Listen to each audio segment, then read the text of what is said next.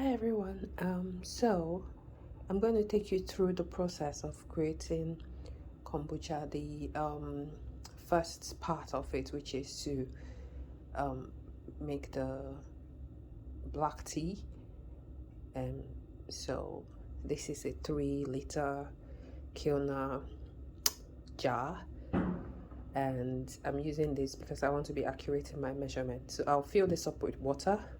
So what I've done is I've filled this pot with the equivalent of 4.5 liters of water, and what I typically do is I put 4 tea bags per 1.5 liters. So in that case 4.5 liters will be 12 tea bags. So what I'm using is Yorkshire tea, and I'll just count out 12 tea bags now. So 4, 6, 8, 10, 12. So I'm going to have that set aside, replace the tea bags, and I'll just set this to boil. This will boil before I put the tea bags in. So while that is boiling, so what I typically do is I do half cup of sugar per liter. So 1 cup of sugar will be for 2 liters. That means 4 liters will be 2 cups, and then 4.5 liters will be 2 cups and quarter cup, something like that. So 2 cups and quarter sugar. That's what I'm going to be putting in this kombucha. So I'm measuring it out now. That's 1, almost 1.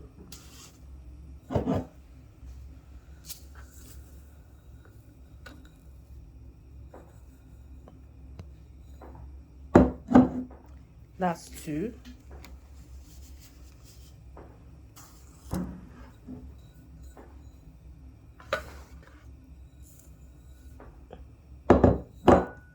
That's a quarter to me anyway. This is enough sugar for it, because so the water is boiled now. I'll just switch off the cooker and pour and put the tea in.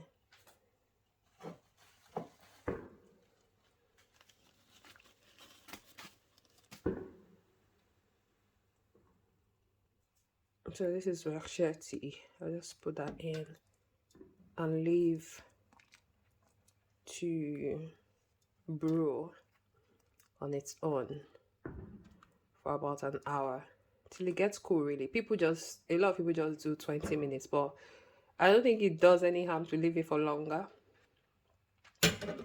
And I'll also put the sugar I measured out earlier.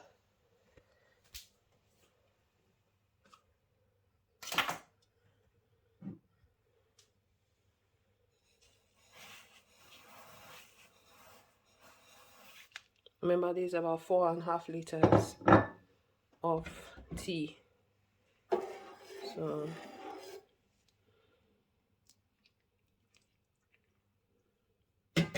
I'll just cover it and leave it to get cool. I'll probably leave it, I'll leave it for about an hour. So I'll be back in an hour to take out the tea bag and then leave it to cool. Alright, so it's been more than an hour. It's been actually at least 3 hours. So what I'm doing now is to check the temperature. It's still hot. So I'm just going to pull out the tea bags and leave to cool overnight, because you don't want to put the tea while it's hot into the Scoby. It's not good, because it could burn the Scoby and render it useless. So I was just checking how hot it is. So I'll just pull out the tea now. So I have my handy wooden spoon because I told you that I don't like to involve plastic in the kombucha making process. So I'll just start. I'll switch on my light now so it's a bit brighter. That's better. Um,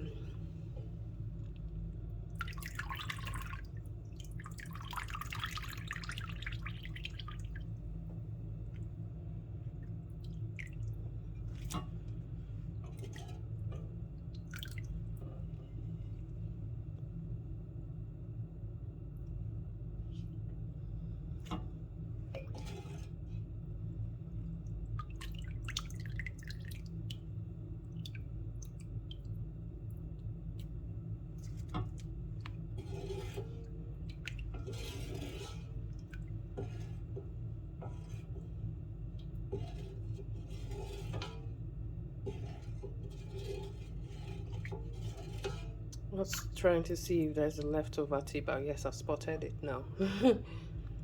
You were trying to run away, weren't you?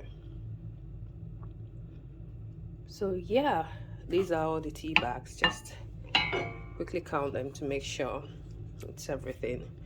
1, 2, 3, 4, 5, 6, 7, 8, 9, 10, 11. Okay, there's supposed to be 12. 1, 2, 3, 4, 5, 6, 7, 8, 9, 10, 11, 12. That's correct. So 12. So what I will do with these tea bags is I'll put them in the compost. Most tempted to squeeze this in, but no, I'm trying to keep it pure. So that is the sweet tea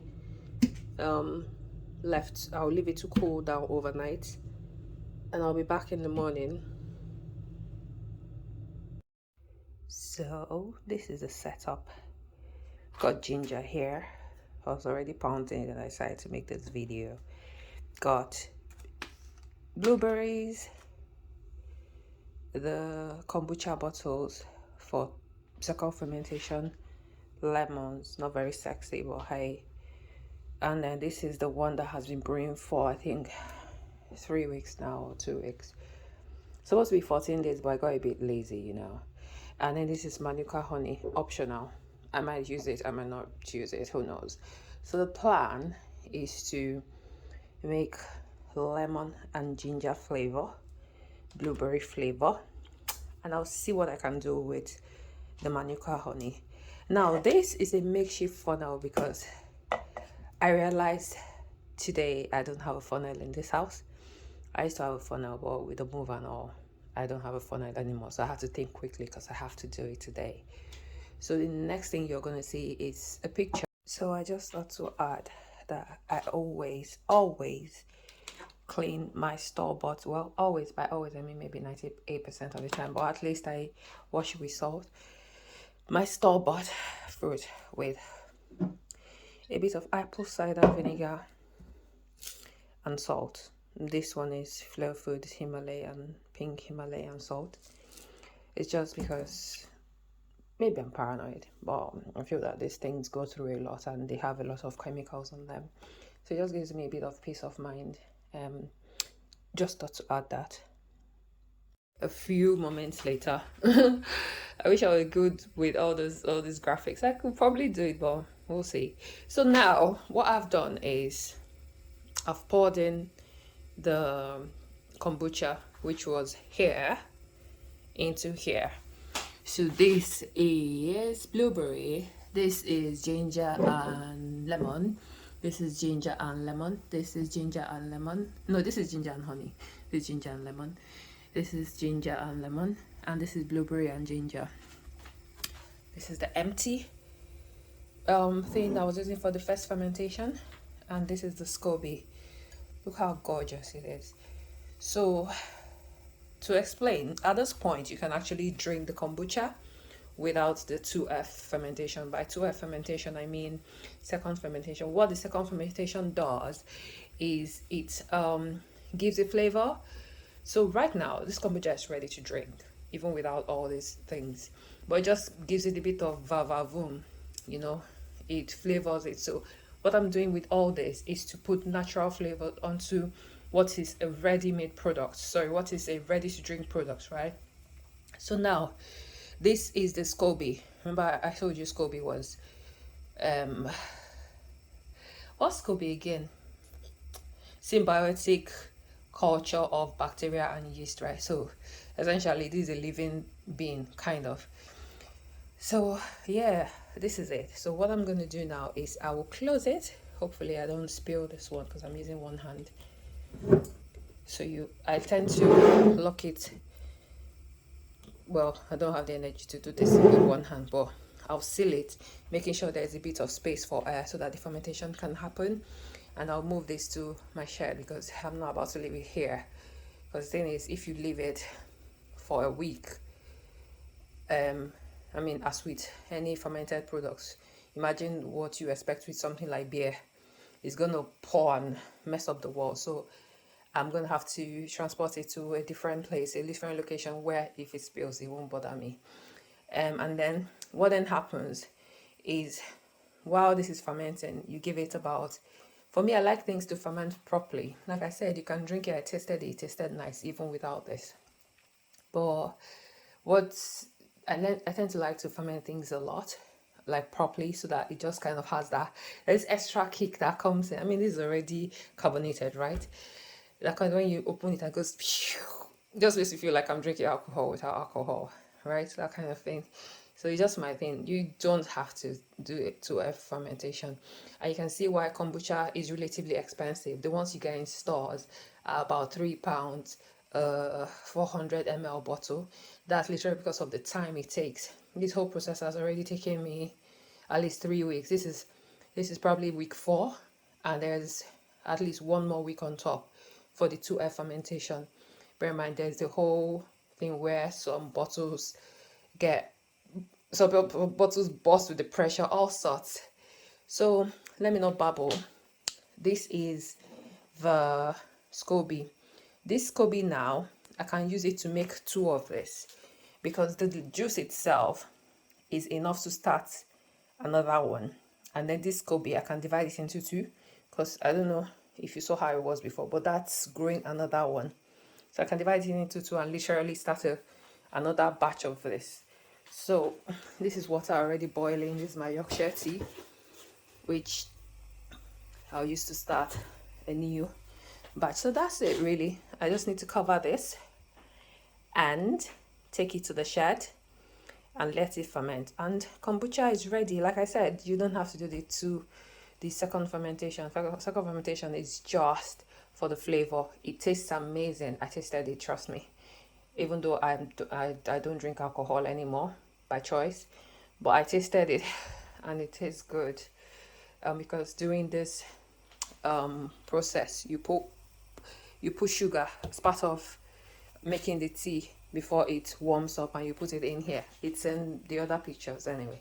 So that's it. That's it for kombucha. If you have any questions, ask me. It's a long process, but it's good because kombucha is good for your gut health.